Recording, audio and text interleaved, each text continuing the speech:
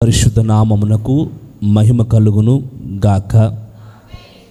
ఈ కుటుంబ ప్రార్థనా కూడికలో చేరి వచ్చిన మీ అందరిని బట్టి ప్రభు సన్నిధిలో దేవుని స్తుతిస్తూ ఉన్నాను. మరి ఇప్పటి వరకు పాటల ద్వారా అనేకమైన విజ్ఞాపనల ద్వారా దేవుని సన్నిధిని చేరిన మన జీవితాలు ఎంతైనా ధన్యమో. ఆయన సన్నిధిలో మనల్ని, ఆయన సన్నిధిలోకి చేరిన మనల్ని నిశ్చయంగా ప్రభు ఆశీర్వదించి ఆరోగ్యాన్ని, క్షేమాన్ని, సమాధానాన్ని ప్రభు మనకు అనుగ్రహించబోతూ ఉన్నారు. ఆమెన్. దేవుని సన్నిధిలో బైబిల్లో వ్రాయబడిన మాట 1 కొరింథీ పత్రిక 15వ అధ్యాయం 58వ వచనంలో, ప్రభునందు ప్రయాస వ్యర్థము కాదు అని ఎరిగి స్థిరులను కదలిని వారును ప్రభువు కార్యాభివృద్ధి యందు ఎప్పటికీ ఆసక్తులై ఉండండి. పౌలు చెప్తున్నారు కొరింథీ సంఘానికి. ప్రియరా, 1 కొరింథీ పత్రిక 15:58 అనగా 15వ అధ్యాయం ఆఖరి వచనం అన్నమాట. ఇక్కడ ప్రభునందు ప్రయాస వ్యర్థము కాదు. దేవుని పిల్లలమైన మనం దేనిలో ప్రయాసపడాలి? ఎక్కడ ప్రయాసపడాలి? ప్రభువునందు ఉండి ఆ ప్రభు యొక్క కార్యాల నిమిత్తమై, ప్రభు యొక్క పని నిమిత్తమై, దేవుని యొక్క పిల్లల పరిచర్య నిమిత్తమై మనం ఏదైతే ప్రయాసపడతామో ఆ ప్రయాస ఎప్పటికీ వ్యర్థం కాదు.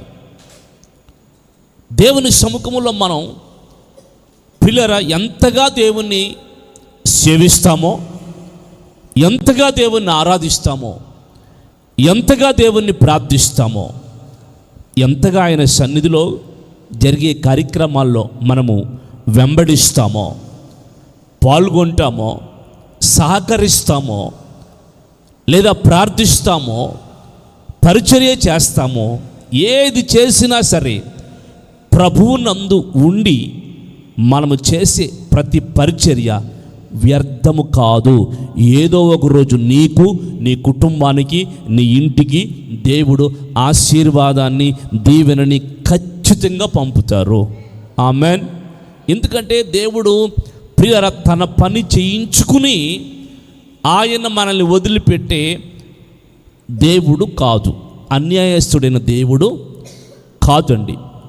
115వ కీర్తనలో 12వ వచనం, యెహోవా మమ్మును మర్చిపోలేదు, ఆయన మమ్మును ఆశీర్వదించును,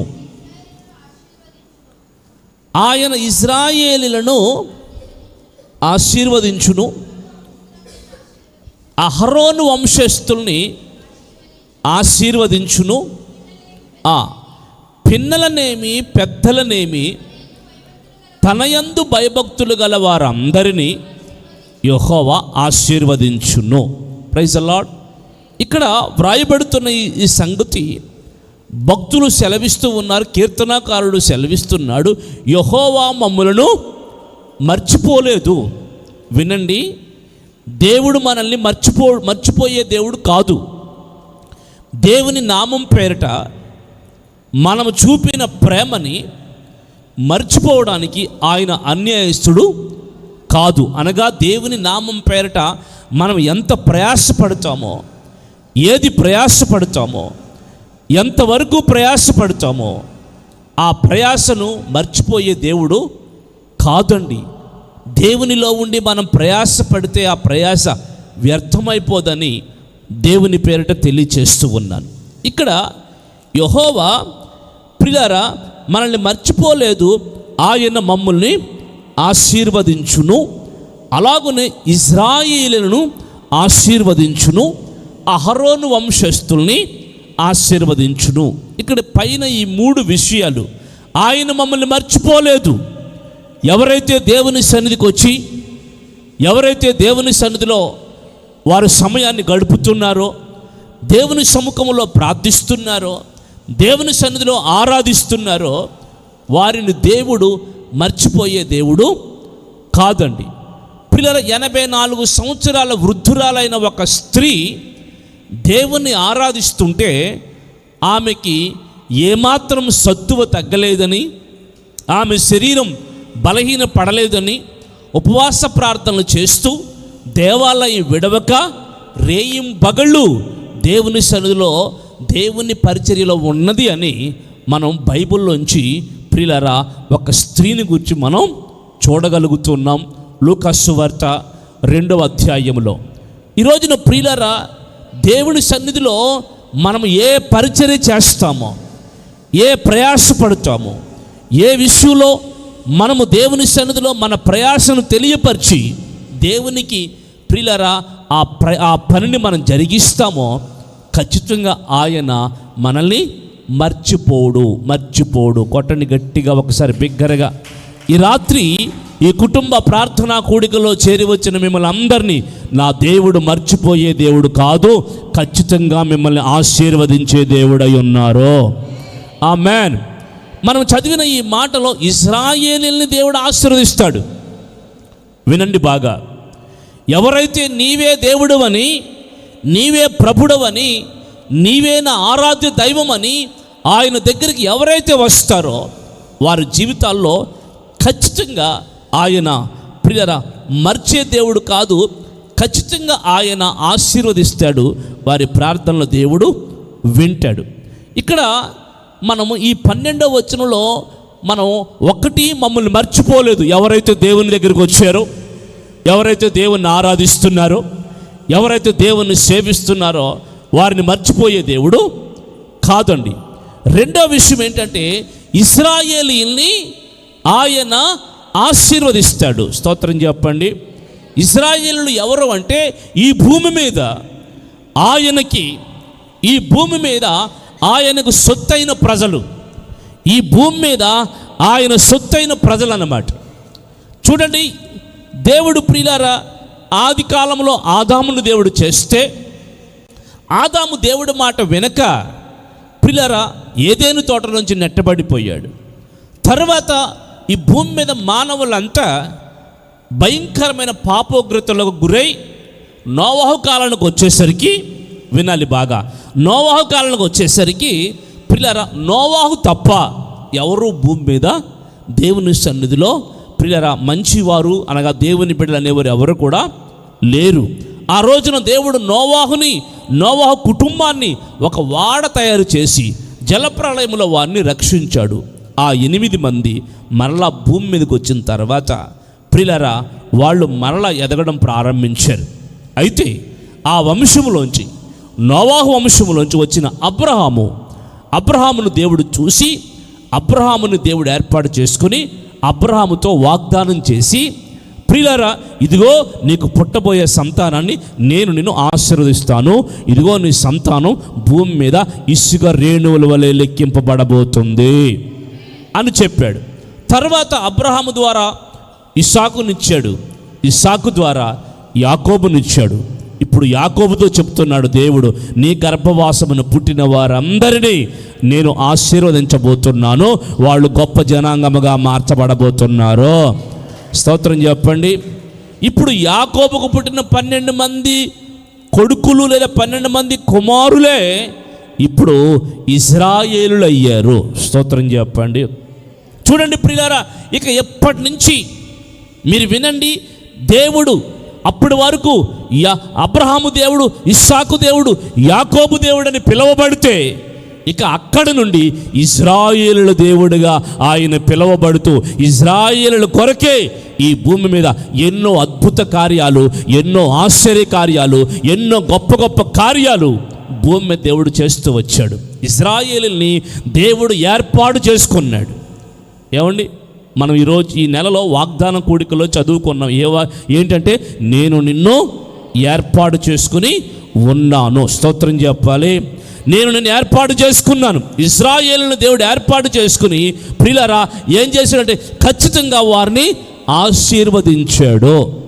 ఈ రోజున ప్రియులారా దేవుడిని ఏర్పాటు చేసుకుంటే ఖచ్చితంగా ఆ రోజు ఇజ్రాయేల్ని ఆశీర్వదించిన దేవుడు ఈరోజు కూడా నిన్ను మరువక, నిన్ను విడవక, నిన్ను ఎడబాయక, నిన్ను నీ కుటుంబాన్ని ఖచ్చితంగా ఇజ్రాయేలును ఆశీర్వదించినట్టుగా దేవుడు ఆశీర్వదించబోతున్నాడు. ఆమేన్. ప్రియులారా, ఈ రోజున ఇజ్రాయేలును దేవుడు అంటండి ఆశీర్వదించాడు. ఎందుకు ఈ మాట చెప్పానంటే, ఇజ్రాయేలుల కొరకే దేవుడు ఉన్నాడు, ఇజ్రాయేలుల కొరకే ప్రభువు ఉన్నాడు, ఇజ్రాయేలు దేవుడిగా పిలువబడ్డాడు. ప్రియులారా, ఇజ్రాయేలు నిమిత్తమై ఆయన ఏదైనా చేయడం ప్రారంభిస్తున్నాడు. అందుచేత ఆయన సొత్తు ఎవరైతే ఉంటారో, ఆయన ప్రజలు ఎవరైతే ఉంటారో, ఆయన సంతానం ఎవరైతే ఉంటారో, ప్రియులారా, ఆయన్ని వారిని ఆయన ఎంత మాత్రము విడనాడువాడు కాడు. ఖచ్చితంగా వారిని మరువక వారిని ఆశీర్వదించే దేవుడై ఉన్నాడు. Praise the Lord. ఈరోజు నువ్వు దేవునికి ప్రార్థన చేస్తున్నావు, ఈరోజు దేవునికి మొర్రపెడుతున్నావు, ఈరోజు ప్రియులారా నీ కుటుంబంతో దేవుని ఆరాధిస్తూ ఉన్నావు. ఖచ్చితంగా ఇజ్రాయేలును ఆశీర్వదించినట్లుగా నిన్ను నీ కుటుంబాన్ని దేవుడు ఆశీర్వదించడానికి సిద్ధముగా ఉన్న దేవుడు. ఆమేన్. మర్చే దేవుడు కాదు. అందుకేనండి మన బ్రతుకు దినములన్నీ దేవుని సన్నిధిని మనం వెంబడిస్తూ ఉండాలి. దేవుని సన్నిధిని విసుకక, దేవుని సన్నిధిని మరువక, దేవుని సన్నిధిని విడవక, బ్రతుకు దినములన్నీ దేవుణ్ణి కొనియాడుతూ, ఆరాధిస్తూ, ప్రార్థిస్తూ, దేవుని సముఖములో మనము వెంబడిస్తూ ఉండగా ఆయన నామం పేరట ఏదైతే చేస్తామో, ఆయన నామం పేరట ఏదైతే మన జీవితాల్లో జరిగిస్తామో అది ఖచ్చితంగా ప్రియరా మరువబడదు, విడువబడదు. ఆ ప్రతిఫలాలు ఖచ్చితంగా మనము, మన కుటుంబం, మన బిడ్డలు అనుభవించబోతారు. రాబోయే తరాలకు కూడా ఆ ఆశీర్వాదం అనేది అంచెలంచెలుగా అది వ్యాపిస్తుందన్న సంగతి ఈ రాత్రి మనం తెలుసుకోవాలి. Praise the Lord. ఈ రోజున ప్రియులారా ఇజ్రాయేలును దేవుడు ఆశీర్వదిస్తాడు. రెండవది, అహరోను వంశస్థులను కూడా దేవుడు అంటండి ఆశీర్వదిస్తాడు. అహరోను వంశస్థులు ఎవరు? అహరోను వంశస్థులు అంటే ఇజ్రాయేలు 12 గోత్రాలలో నుండి దేవుని పరిచర్య కొరకు, దేవుని సేవ కొరకు, దేవుని నిమిత్తమై, వినండి, దేవుని నిమిత్తమై ఏర్పరచబడిన ఒక వంశం లేదా ఒక గోత్రం, ఒక యాజక సంతానం, ఒక యాజక సమూహం. అందుకే ఆయన అహరోను సంతతిని కూడా, అహరోను వంశస్థులను కూడా దేవుడు ఏం చేస్తూ ఉన్నాడు? ఆశీర్వదిస్తూ ఉన్నాడు. ప్రియులారా, వారిని వదిలిపెట్టలేదండి. అహరోను వంశస్థులను కూడా ఆశీర్వదించాడు. చూడండి, దేవుని సేవ చేసే వాళ్ళని కూడా దేవుడు ఖచ్చితంగా ఏం చేస్తాడు? దేవుడు ఆశీర్వదిస్తాడు. ఏమండి ప్రియులారా, ఆయన సన్నిధిలో ఆయనకి ఎవరు ప్రార్థన చేస్తారో, ఆయన ఎవరు నమ్ముతారో వారిని మరవడు. 2, ఆయన ఎవరిని ఏర్పాటు చేసుకున్నాడో ఆ రోజు ఇజ్రాయేల్ సంతానములాగా ఈ రోజును కూడా నేను ఏర్పాటు చేసుకున్న ఆ దేవుడు వారిని ఆశీర్వదించినట్లుగా నిన్ను ఆశీర్వదిస్తాడు. ఖచ్చితంగా మరువడు. ఇక్కడ 3వ విషయం ఏంటంటే, అహరోను వంశస్థులు దేవుని సన్నిధిలో ప్రియులారా పరిచారకులుగా, దేవుని సన్నిధిలో సేవకులుగా, యాజకులుగా దేవుని పరిచర్య చేయడానికి బలిపీఠం దగ్గర కాచుకుని నిబంధన మందసాన్ని ప్రియుల ఎత్తడానికి, బలిపీఠాన్ని ఎత్తడానికి, ధూపవేదిక దగ్గర పరిచర్య చేయడానికి, బలిపీఠం దగ్గర పరిచర్య చేయడానికి, ప్రత్యక్ష గుడారంలో పరిచర్య చేయడానికి ఎవరినైతే దేవుడు ఏర్పాటు చేసుకున్నాడో, నిత్య యాజకత్వం చేయడానికి ఏర్పాటు చేసుకున్నాడో వారిని కూడా ఖచ్చితంగా దేవుడు ఏం చేస్తాడు? ఆశీర్వదిస్తాడు. వారిని వదిలిపెట్టడు. స్తోత్రం చెప్పండి. హల్లెలూయా. నమ్మకంగా నువ్వు దేవుని వెంబడిస్తే, నమ్మకంగా దేవుని సన్నిధిలో నువ్వు వెంబడిస్తే ఖచ్చితంగా నిన్ను దేవుడు ఆశీర్వదిస్తాడు, నీ సొత్తుని దేవుడు ఆశీర్వదిస్తాడు. నమ్మకంగా సేవ చేసి, నమ్మకంగా పరిచర్య చేసి, నమ్మకంగా దేవుని మందిరంలో పరిచర్యను కొనసాగించే వారిని కూడా దేవుడు ఆశీర్వదిస్తాడు. ఎందుకంటే మనము చదివిన మూలవాక్యం, యెహోవా యందు ప్రియులారా ప్రయాస, ప్రభువునందు ప్రయాస ఏ మాత్రం కూడా అది వ్యర్థమైపోదు. ఖచ్చితంగా నీ ఇంటికి ఒక దీవెనగా రాబోతుందని దేవుడు మాట్లాడుతున్నాడు. హల్లెలూయా. ఈరోజు ఈ కుటుంబ ప్రార్థన కూడికలో నువ్వు దేవుని వెంబడిస్తున్నావు, దేవుని పిల్లరా వెంబడిస్తున్నావు, దేవుని సన్నిధిలో అనేకమైన ప్రార్థన విజ్ఞాపనని నోట చేస్తూ ఉన్నావు, అనేకమైన పాటలు పాడుతూ ఉన్నావు, ప్రియ నీ చేతులతో మందిరంలో పరిచర్య చేస్తూ ఉన్నావు. ఖచ్చితంగా దేవుడు ఏం చేస్తాడో తెలుసండి? మరువని ఆ దేవుడు ఖచ్చితంగా నేను ఆశీర్వదించే వదిలిపెడతాడు. స్తోత్రం చెబుదామా?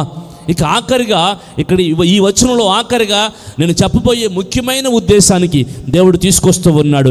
పిన్నలనేమి ఇప్పుడు చదవండి, పిన్నలనేమి 13వ వచనం, పిన్నలనేమి పెద్దలనేమి ఆయన యందు భయభక్తులు గల వారిని యెహోవా ఆశీర్వదించును. ఆమేన్. పిన్నలనేమి పెద్దలనేమి యెహోవా యందు భయభక్తులు గల వారిని దేవుడు ఆశీర్వదిస్తాడు. మొదటిగా ఆయన ఎవరు ప్రార్థన చేస్తారో, దేవుని దగ్గర ఎవరు ఉంటారో వాళ్ళని ఆశీర్వదిస్తాడు. 2, ఇజ్రాయేల్ వంశస్థులు ఏర్పాటు చేసుకున్న బిడ్డల్ని ఆశీర్వదిస్తాడు. 3, యాజక వంశం సేవ చేసే పరిచయం చేసే వాళ్ళని ఆశీర్వదిస్తాడు. 4వ విషయం ఏంటంటే పిన్నలనేమి పెద్దలనేమి, ప్రైజ్ ది లార్డ్, అనగా చిన్నలనేమి పెద్దలనేమి ఆయన యందు భయభక్తులు ఉంచే వారిని దేవుడు ఖచ్చితంగా ఆశీర్వదిస్తాడు. ఈ కుటుంబ ప్రార్థనా కూడిక రోజు నాకు ఇచ్చిన నడిపింపును బట్టి ప్రియరా మీకు తెలియజేసే విషయం ఏంటంటే, కుటుంబంలో మనము చిన్నలు ఉంటారు, పెద్దలు ఉంటారు, వృద్ధులు ఉంటారు, యవ్వనస్తులు ఉంటారు. ప్రియరా ముఖ్యమైన ఉద్దేశం ఏంటంటే, మన కుటుంబంలో ఎంతమంది దేవుని యందు భయభక్తులు కలిగి ఉన్నారు, అది మన కుటుంబంలో ఎంతమంది దేవుని భయభక్తులు కలిగి ఉన్నారు, మరి మన కుటుంబంలో ఎంతమంది దేవుని భయభక్తులు కలిగి ఉన్నారో వారందరినీ ఖచ్చితంగా దేవుడు ఏం చేస్తాడు, ఆశీర్వదిస్తాడు. ఒకవేళ భయభక్తులు లేని వాళ్ళు ఎవరైనా ఉంటే మనం ఆలోచించవలసిన విషయం, మనం ఒకసారి నిలవబడి సంకుచించవలసిన విషయం ఏంటంటే, మరి వారికి ఆశీర్వాదం వస్తుందా రాదా అని దేవుని వాక్యాల్లో నుండి, మన మాటలు కాదు, దేవుని వాక్యాల్లో నుండి మనం అర్థం చేసుకోవాలి.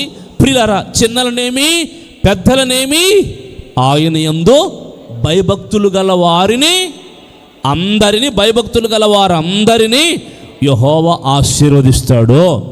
అందుకేనండి మనం దేవుని సన్నిధిలో చిన్నల మొదలుకొని పెద్దల వరకు దేవుని యందు భయభక్తులు ఉంచాలి. ఆమేన్. బైబిల్లో 2 కుటుంబాలు ఉన్నాయి. ఆ 2 కుటుంబాలని మీకు క్లుప్తంగా తెలియచేస్తాను. ప్రియరా, యోబును గూర్చి మనం విన్నాం. యోబు అతడు యెహోవా యందు భయభక్తులు గలవాడై ఉండి, ఆ భయభక్తులతో ఉన్న ఆ మనిషి తన కుటుంబాన్ని కూడా దేవుని యందు భయభక్తులు ఉంచేటట్టుగా వాళ్ళని ఏం చేశాడో తెలుసండి, దేవుని వైపు త్రిప్పుకోగలిగాడు. Praise the Lord. యెహోవా యందు ప్రియరా భయభక్తులు ఉంచిన ఆ వ్యక్తి తన కుటుంబాన్ని, తనకు 10 మంది పిల్లలు ఉన్నారు, 10 మంది సంతానం ఉన్నారు. ఎంతమంది అండి? 10 మంది. 10 మంది సంతానాన్ని దేవుని వైపు తిప్పుకోగలిగాడు. అర్థమైందండి? మన కుటుంబాల్లో 2 ఉన్నారు అనుకోండి, మనం కనీసం ఏం చేయలేకపోతున్నాం. ఈరోజు ఒక్కరిని కూడా దేవుని వైపు తిప్పలేకపోతున్నాం, దేవుని వైపు నడిపించుకోలేకపోతున్నాం. ప్రియరా, యోబు 10 మంది ఉంటే 10 మందిని దేవుని వైపు తిప్పుకొని యెహోవా యందు భయభక్తులు కలిగిన వ్యక్తిగా అతని జీవితం, అతని కుటుంబం ఆ ప్రాంతంలో వర్ధిల్లుతుంది. బైబిల్లో రాయబడిన మాట, ప్రియరా, యోబు యెహోవా యందు భయభక్తులు కలిగి ఉన్నాడు గనుక తన పిల్లలు భయభక్తులు కలిగి ఉన్నారు గనుక, తన కుటుంబం భయభక్తులు కలిగి ఉన్నారు గనుక ఆ ప్రాంతం అంతటి కంటే ప్రియులారా యోబు కంటే ధనవంతుడు కానీ, యోబు కంటే ఆస్తిపరుడు కానీ ఎవరు లేరు. మనం 42వ అధ్యాయము 12వ వచనం అనుకుంటున్నాను. 42వ అధ్యాయం 12వ వచనంలో, యోబు పుస్తకం 42వ అధ్యాయం 12వ వచనం, యెహోవా యోబును చూసుకోండి, మొదట ఆశీర్వదించినంతటి కంటే మరీ అధికముగా ఆశీర్వదించెను. Praise the lord. మొదట ఆశీర్వదించిన దానికంటే మరీ అధికముగా యోబుని ఆశీర్వదించాడు. చూడండి ప్రియులారా, మొదటే ఎన్నో దీవెనలు, ఎన్నో ఆశీర్వాదాలు, ఎన్నో ప్రియులారా ఆ కుటుంబంలో ఉన్నాయి. ఆ ప్రాంతంలో ఎవరు చూసినా, ఆ ప్రాంతంలో ఆ చుట్టుపక్కల దేశంలో ఎవరు చూసినా ఊజు దేశములో యోబు తన దేవుని యందు భయభక్తులు కలిగి ఇంటివారందరితో కూడా దేవునికి బలులర్పించేవాడు, దేవునికి ప్రార్థన చేసేవాడు. ప్రతి అరుణోదయాన్ని లేచి వారిలో ఒక్కొక్కరి నిమిత్తమై బలిని అర్పణను దేవుడికి చెల్లించేవాడు. అలాగున ప్రియులారా, వారిలో ఒక్కొక్కరి నిమిత్తం ప్రతిరోజు బలి అర్పణ చేసేవాడు. ప్రియులారా, స్తోత్రం చెప్పండి. అంటే ప్రియులారా, దేవుని సముఖములో యోబు తన కుటుంబాన్ని 10 మంది బిడ్డల్ని కూడా ఎక్కడికి తిప్పుకోగలిగాడు? అమ్మా, సినిమా హాల్కి తిప్పాడా? సీరియల్ వైపు తిప్పాడా? చెప్పొచ్చుగా. కొంచెం స్పీడ్గా నోరు తెరిస్తే ముందుకు వెళ్తాను. బ్రాందీ షాప్ వైపు తిప్పాడా వాళ్ళ పిల్లల్ని? అల్లరి చిల్లరి ఆటపాటలకు తిప్పాడా వాళ్ళ పిల్లల్ని? ఈ కుటుంబ ప్రార్థన కూడికల్లో ఖచ్చితంగా నా ప్రియులారా, దేవుని సన్నిధిలో మనము మన కుటుంబాన్ని కట్టుకోవాలి. మన కుటుంబాన్ని దేవుని వైపు తిప్పుకోవాలి. మనకిచ్చిన చిన్నలైనా పెద్దలైనా ఆయన యందు భయభక్తులు ఉంచే విధంగా దేవుని సన్నిధిలో మనం వాళ్ళని మార్చుకోవాలి. అప్పుడేనండి వారి వలన అనగా ఎవరైతే భయభక్తులు ఉంచుతారో వారికి ఇచ్చే ఆశీర్వాదాలు దేవుడు అనుగ్రహించి వారిని దేవుడు దీవిస్తాడు. యోబు మొదటే ఆశీర్వదించబడిపోయాడు యోబు. కానీ తర్వాత కొన్ని పరీక్షలు పెట్టాడు. సరే, అప్పుడు ఆ పరీక్షల కొరకు నేను చెప్పట్లేదు. కానీ తర్వాత ఆ పరీక్షలన్నింటిలో నెగ్గిన తర్వాత యోబునంటండి మొదట ఆశీర్వదించినంతటి కంటే మరీ అధికముగా దేవుడు ఆశీర్వదించాడు. 2 అంతలుగా యోబుని మొదటే బోళ్ళంత ఆస్తుంది, బోళ్ళంత మేకలు, గొర్రెలు, మేకలు, ఎద్దులు, అన్ని పశువులు, పనివారు బోళ్ళు మంది ఉన్నారు. కానీ రెండవసారి పిల్లరా అవన్నిటిని రెట్టింపుగా మార్చేశాడు. స్తోత్రం చెప్పండి. ఎందుకంటే యోబు శ్రమల్లో కూడా భయభక్తులు వదిలిపోలా. యోబు శ్రమల్లో కూడా దేవుని యందు భయభక్తులు వదలలేదండి. అందుకేనండి యోబు కుటుంబాన్ని మొదట ఆశీర్వదించినంత కంటే మరలా అత్యధికంగా దేవుడు ఆశీర్వదించి ఆ ప్రాంతంలోనూ ప్రియులారా ఆ దేశాల్లోనూ సాక్షిగా చేశాడు. అంత మాత్రమే కాదు, ఆ రోజు నుంచి ఈ రోజు వరకు ప్రియులారా ఆ కుటుంబాన్ని మన ఎదుట ఆశీర్వదించబడిన కుటుంబముగా దేవుడు తీసుకొని వచ్చాడు. స్తోత్రం చెప్పండి.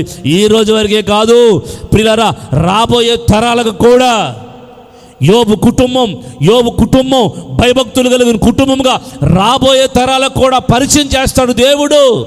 ఖచ్చితం. స్తోత్రం చెప్పండి. ఎందుకంటే యోబు కుటుంబం గూర్చి ఏదో కొన్ని వేల సంవత్సరాల నుంచి ప్రియులారా దేవుడు అనేక మందికి తెలియచేస్తూ వచ్చాడు. రాబోయే రోజుల్లో ప్రభు రాకడ వరకు, అది ఈ రోజే కావచ్చు, ప్రభు రాకడ రేపే కావచ్చు, నెల రోజుల తర్వాత అవ్వచ్చు, సంవత్సరం తర్వాత అవ్వచ్చు, ప్రియ దేవుని చిత్తం 10 సంవత్సరాల తర్వాత అవ్వచ్చు, ఎప్పటికైనా సరే ప్రియ అప్పటి వరకు యెహోవా యందు భయభక్తులు గనుక కుటుంబం ఇలాగున ఆశీర్వదించబడును అన్నట్లుగా నా దేవుడు తెలియచేస్తూనే ఉంటాడు. కొట్టొచ్చుగా గట్టిగా చప్పట్లు, కొంచెం గట్టిగా కొట్టొచ్చుగా. స్తోత్రం స్తోత్రం స్తోత్రం స్తోత్రం. యోబు కుటుంబంలో ప్రియులారా తన బిడ్డల్ని, తన కుటుంబాన్ని ఏం చేశాడు తెలుసా? దేవుని వైపు తిప్పుకున్నాడు. ఒకటి ప్రియులారా, అలాగునే అపోస్తల కార్యాలు 10వ అధ్యాయము మొదటి 2 వచనాల్లో కొర్నేలి అనే ఒక వ్యక్తిని చూస్తాం. ఇటలీ అనబడిన పటాలములో శతాధిపతి అయిన కొర్నేలు అని భక్తిపరుడు కైసరులో ఉన్నాడు. అతని ఇంటి వారందరితో కూడా, అది నోట్ చేసుకోండి, తన ఇంటి వారందరితో కూడా దేవుని యందు భయభక్తులు గలవాడై ఉన్నాడు. ధర్మం చేస్తూ ప్రార్థనలు చేస్తున్నాడు. ఎప్పుడైతే దేవుని యందు భయభక్తులు కలుగుతుందో, ఎప్పుడైతే దేవుని యందు భయభక్తులు ఉంచుతామో ప్రియులారా మనకు ధర్మకార్యాలు వస్తాయి, మంచి మాటలు వస్తాయి, మంచి పనులు జరుగుతాయి. అలాగనే అదే సమయంలో ప్రార్థనలు కూడా దేవునికి మనం చేస్తూ ఉంటాం. ఇప్పుడు ఈ కొర్నేలు కూడా తన ఇంటి వారందరినీ దేవుని వైపు తిప్పుకున్నాడు. ఒక మాట చెప్పాలంటే ప్రియులారా, యోబేమో ధనవంతుడు, కొర్నేలేమో ప్రియులారా బాధ్యత కలిగిన గవర్నమెంట్ మిలిటరీ ఆఫీసర్. వినండి, మిలిటరీ ఆఫీసర్. యోబు ధనవంతుడు, కానీ కొర్నేలి ప్రియులారా ఒక ఆఫీసర్, బాధ్యత కలిగి ప్రభుత్వంలో ఉద్యోగం చేస్తూ ఒక మిలిటరీ క్యాంపస్ మీద అధికారిగా ఉన్నాడు.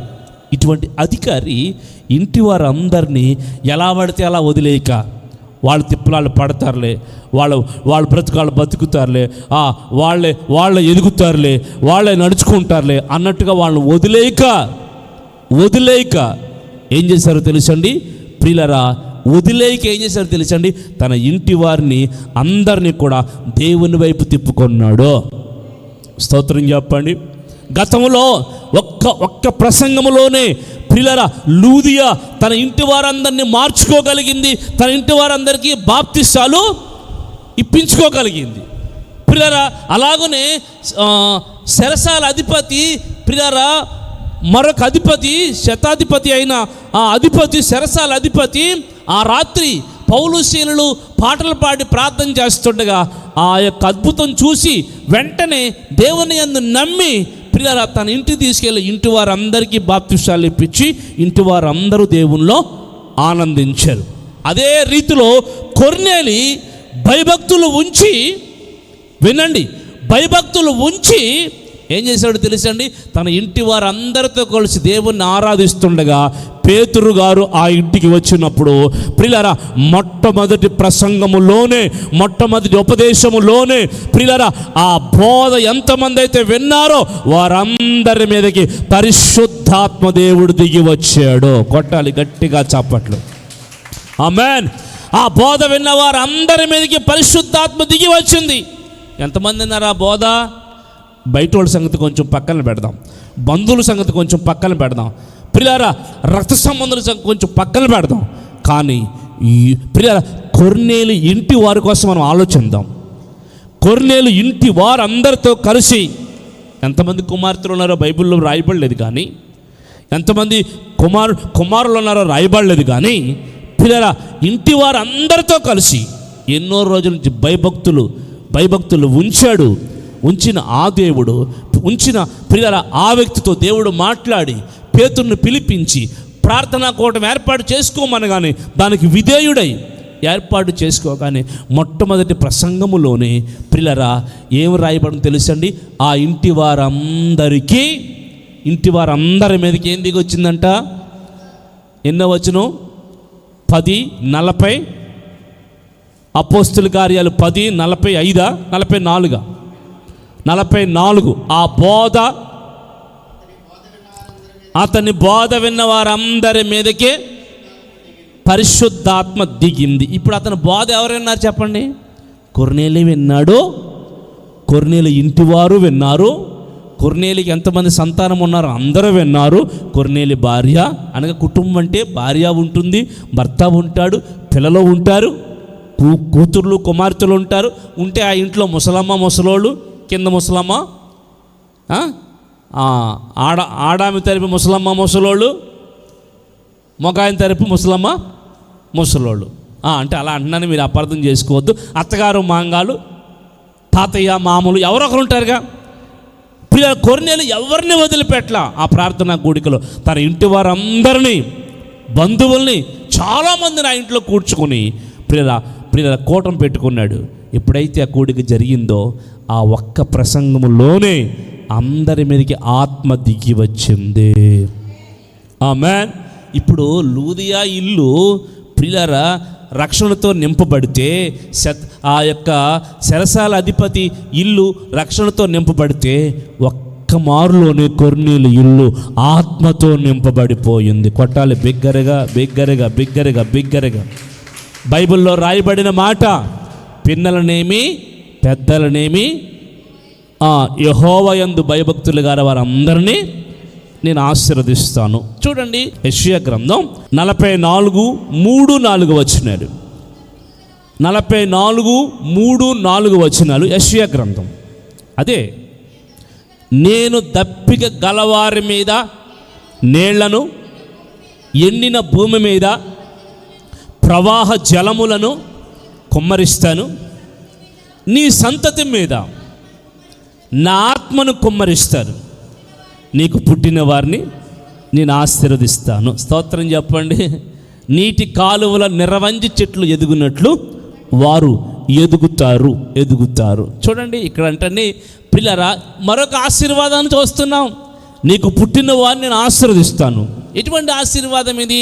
ఇదిగో నీ సంతతి మీద నా ఆత్మను కొమ్మరిస్తున్నాను, కొమ్మరించబోతున్నాను. కొట్టాలి బిగ్గరగా బిగ్గరగా బిగ్గరగా బిగ్గరగా బిగ్గరగా.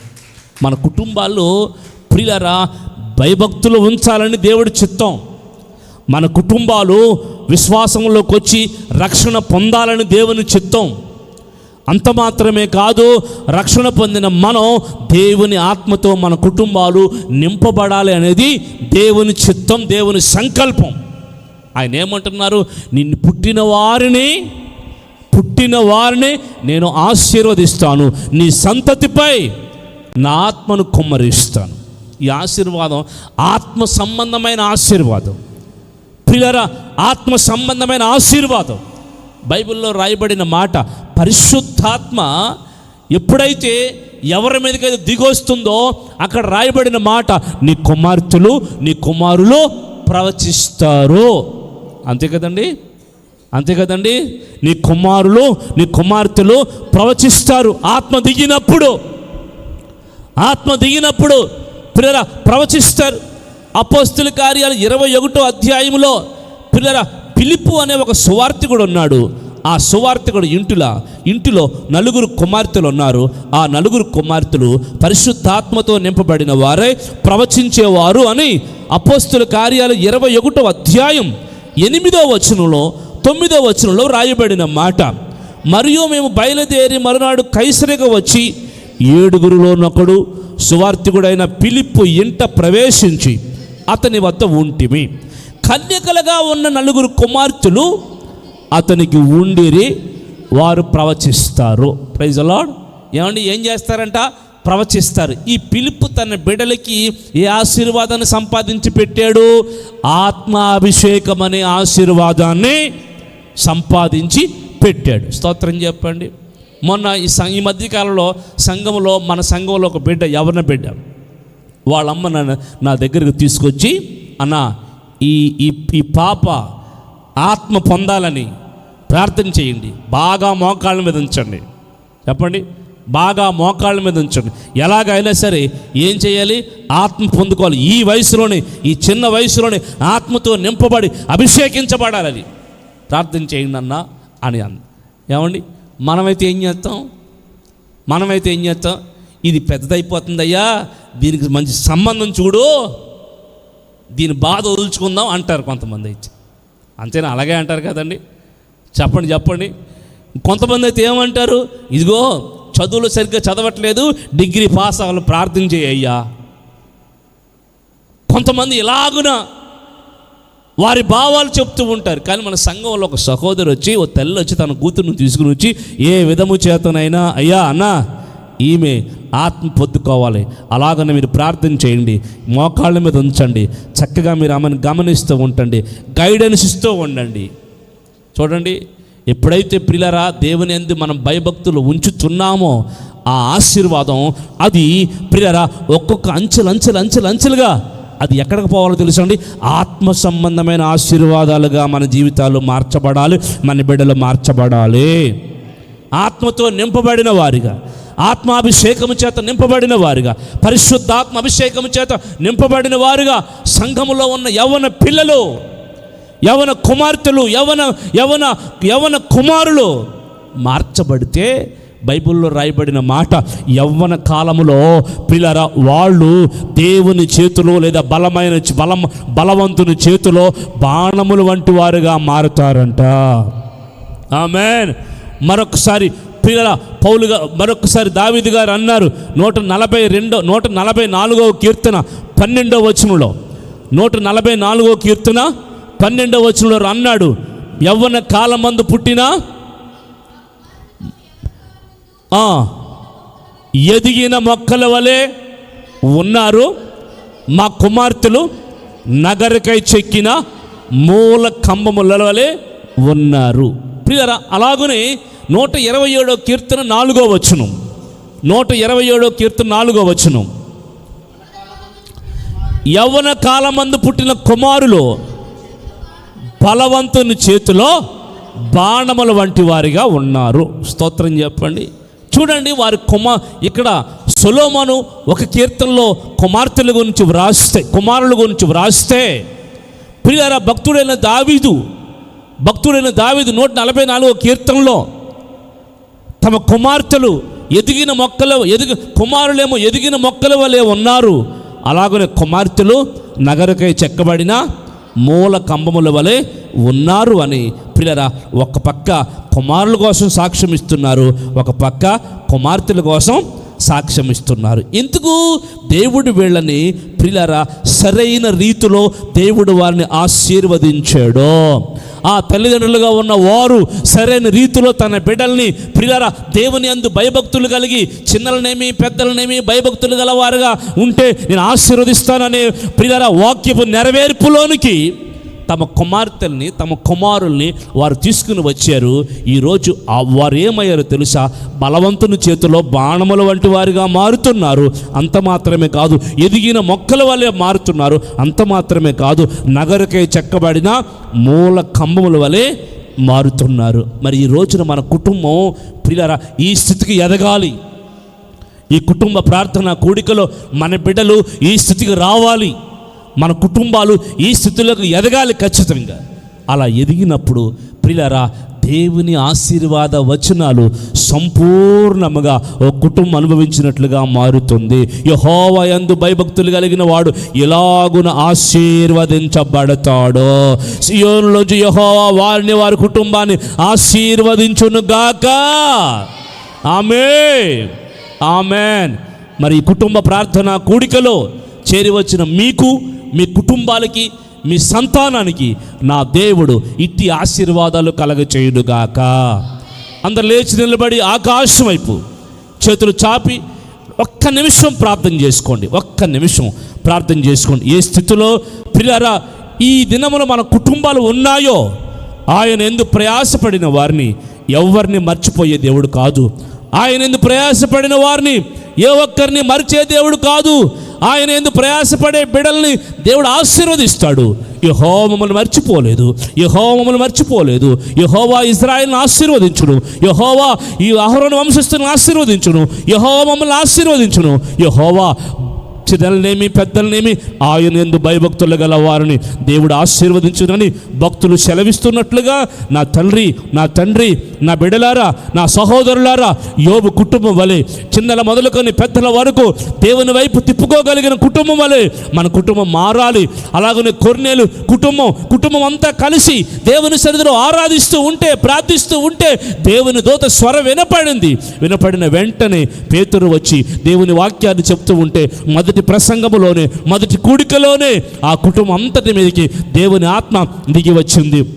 ఇదిగో నీకు పుట్టిన వారిని, నీ సంతతిని నేను ఆశీర్వదిస్తున్నాను, వారిని ఎదిగిన మొక్కల వల్లే చేస్తూ ఉన్నాను, నీ సంతతిపై నా ఆత్మను కుమ్మరిస్తున్నానని సెలవిచ్చిన ఆ దేవుడు ఫిలిప్పు కుమార్తెల వలె, ప్రవచించిన 9 కుమార్తెల వలె ఇదిగో ఆత్మాభిషేకము చేత నింపాలను చూస్తూ ఉన్నాడు. ఇదిగో మా కుమారులు నగరకై చెక్కబడిన మా కుమారులు, ఇదిగో ఎదిగిన మొక్కల వలె మా కుమార్తెలు నగరకై చెక్కబడిన మూల కంబముల వలె, యవ్వన కాలమందు పుట్టిన మా కుమారులు బలవంతుని చేతిలో బాణముల వలె ఉన్నారు అని తల్లిదండ్రులు సాక్ష్యం ఇస్తుండగా, కుటుంబ యజమానులు, కుటుంబ పెద్దలు సాక్ష్యాలు ఇస్తుండగా ఈ రోజున మనమేం సాక్ష్యం ఇవ్వగలుగుతున్నాం? మన బిడ్డల కొరకు మనమేం సాక్ష్యం చెప్పగలుగుతున్నాం? మన కుటుంబం కొరకు మనమేం సాక్ష్యం చెప్పగలుగుతున్నాం?